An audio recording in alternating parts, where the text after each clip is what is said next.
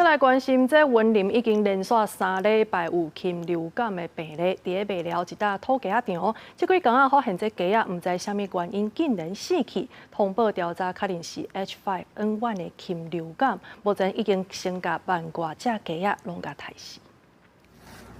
伫咧云林卖了这搭土鸡仔场，连续几日天拢出现鸡仔死亡的状况，业主主动通报确诊 H5N1 亚型高病原性禽流感。云林县动植物防疫所初二来灭掉12300多只土鸡仔。目前伫咧云林县已经连续3礼拜拢有通报禽流感确诊的案例。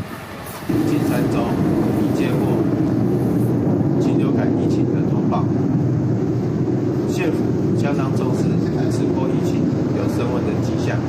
于是启动备战机制，将于1月15号之前，针对全县的禽场发放消毒水。防疫所表示，灭掉这台土鸡仔了后，会针对案场周边39间鸡仔鸭养殖场进行列管，而且最近的天气有较寒，鸭鸟嘛拢陆续有检查出禽流感的病毒。动植物防检署就提醒中南部的养殖场，得爱确实做好防范，避免禽流感的疫情爆发。 在包括说嘉义、台南、高雄这一些候鸟也有验出这个 H5N1 的高病原性禽流感，代表说这一些高病原性禽流感已经进入到我们国内的这个环境当中。好，所以当然这边就是要呼吁说，我们国内的养禽业者